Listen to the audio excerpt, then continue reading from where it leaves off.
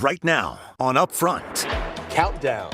The battle for Wisconsin. State Democrats wrapping up their state convention this weekend. Does Biden need to win Wisconsin to win the White House? DNC Chairman Jamie Harrison on the roadmap ahead. And we are one-on-one. It is a very slippery slope. This as the RNC unveils new details ahead of the convention in Milwaukee. The Trump factor.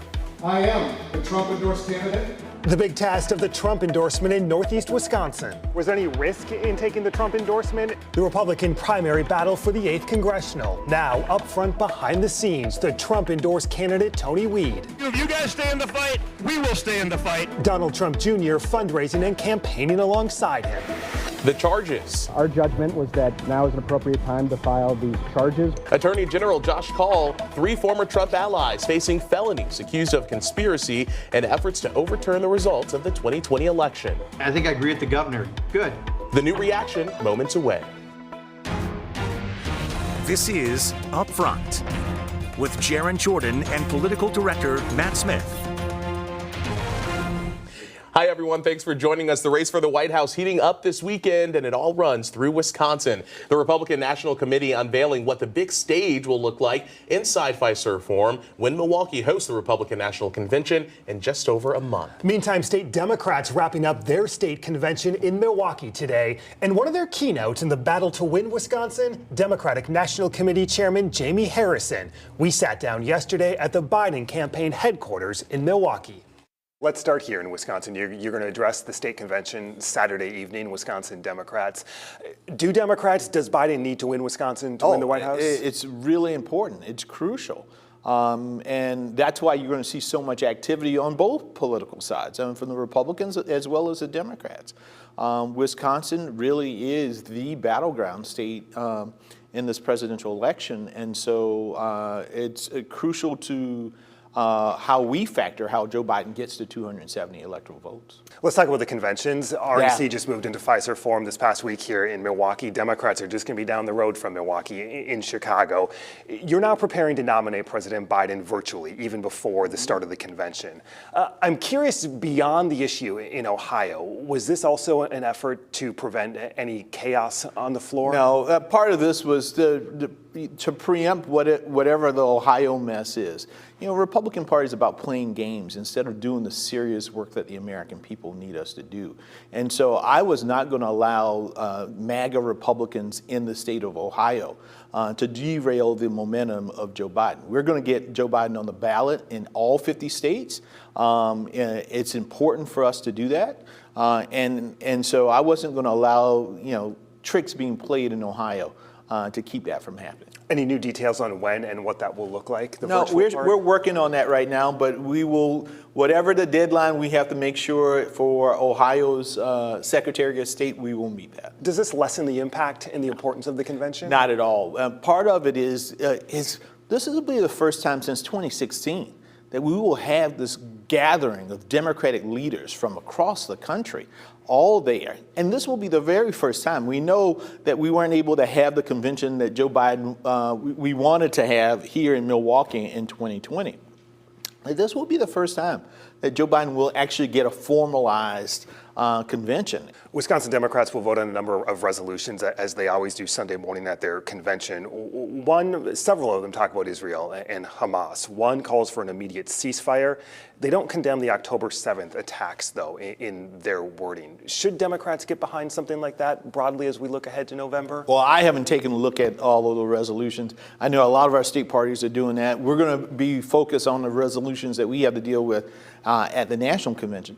But I think Joe Biden, our president, his commander-in-chief, has been very, very clear that he believes that we need a ceasefire. Right now, he's pushing a ceasefire if we can get Hamas to join in this effort, because the president understands that this needs to end. The suffering needs to end, and we need to come back to healing and to come up eventually to a two-state solution. And so we're going to do all that we can under the leadership of the president to get to that point. Broadly, how concerned are you about the level of protests we've seen, not only ahead of the convention, but ahead of November? Democratic voters sometimes protesting the president's position on Israel. Well, the president is a fundamental believer in the First Amendment, that we all have a right to protest our government, to stand up and speak up. but we can always do that in the most respectful manner. And so I think the president's a big supporter of folks standing up and exercising that right. Will you embrace that, whether it be at the convention or ahead of November? Well, we're working, and the teams at the convention are working with law enforcement on making sure that there's areas where people can do their protests and all. And that's really, really important. But bottom line is, the president has expressed this. This isn't something that's easy. Right? This is not something that even we have the ultimate control over. It's about getting the parties at the table to find some resolution. And you need the right type of leader to do that. And Joe Biden has demonstrated that he has been able to try to get people together. I don't think if Donald Trump was president right now, that would even, this would be even more chaotic. Let me ask you about black voters. There's been a huge investment by the campaign, especially in cities like Tremendous. Milwaukee, swing states like Wisconsin. I've had some organizers here in the city tell me if enthusiasm doesn't dramatically increase by Labor Day, there's major problems for the Biden campaign. Is that fair? Well, I think one of the things that people have to, let's step back and think about campaigns. Most people don't pay attention to presidential campaigns until Labor Day. Right? If you ask most people in the 2020 election, in 2016 election, in the 2008 election, most people really aren't tuning in until later on as these elections get closer.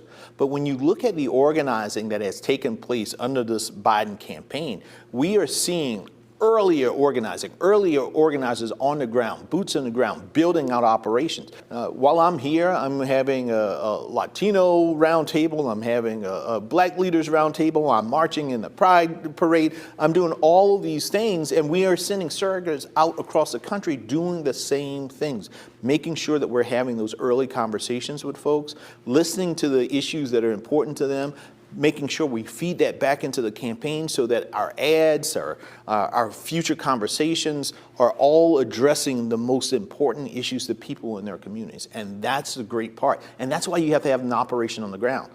Trump doesn't have that at this point. He spent most of his money on his legal fees. And so, bless his heart. And to that, broadly speaking, when you look at Wisconsin voters, at least the polls right now, they say they trust Trump more on issues like the economy, border, and immigration, which are the top two issues. How do you get past that? Oh, I mean, you just do the contrast. Look at what just happened recently in Racine, right? President Biden went there and announced that we're going to have, 2,300 new union jobs in this Microsoft plant that's going to be open, or Microsoft offices that are going to be open there. And we remember Donald Trump years ago, who promised that this world-changing, 13,000 jobs. Never happened. Everything you just mentioned, how do you connect to people who go to the grocery store and see higher prices, the gas pump, their mortgage rates, and say, listen, well, maybe I was better off 4 years ago? Well, at the same time, you push back and say that there are certain things that the president can't control, but there are things that he has done in order to make it easier, to make sure that you have more money in your pockets. So, I feel good about our record. There's still a lot more to do. As the president says, we've got to finish the job. But we got a lot to put out there in terms of how we have really put America back on track. I'm curious, as we said, we're 5 months out. I don't need to tell you it's going to be incredibly close in this state. What keeps you up at night when you think about Wisconsin? It's just making sure that we are doing everything possible to get to all parts of Wisconsin to make sure that we make the case why Joe Biden deserves it. And I think what folks also need to understand, listen, the economy is important. It's crucial, how you make ends meet. But also what is fundamental is the freedoms that we enjoy in this country. Donald Trump and the MAGA Republicans in their 2025 project are talking about taking away those fundamental freedoms. It is a very slippery slope. And if we allow this to happen, then America that we love right now, it won't be the America that we will know going on in the future. And that is fundamentally what this election is all about. Republican National Committee Chairman Michael Whatley also in Milwaukee this past week, unveiling that new rendering just as construction is now underway. The RNC transforming and officially taking over FISA reform. Adding to the intrigue, a New York judge is set to sentence former President Donald Trump just 4 days before the start of the convention. Right now, we are all steam ahead, expecting that he'll be here to accept the nomination. Chairman, logistically, what do those plans look like politically and just on the ground? Well, as I mentioned right now, we are fully expecting that the president is going to be here to accept that nomination. We will obviously make contingency plans if we need to, but right now we are not going to cross that bridge until we get there. You can watch our recent interview one-on-one with Chairman Whatley right now on WISN.com/upfront. Up next, the Republican battle for the 8th. We have to break that mold. We have to fight back, and we cannot stop. Donald Trump Jr. in Green Bay, the big fundraiser, the campaign event, a Trump-backed candidate. But will it work? We're behind the scenes next.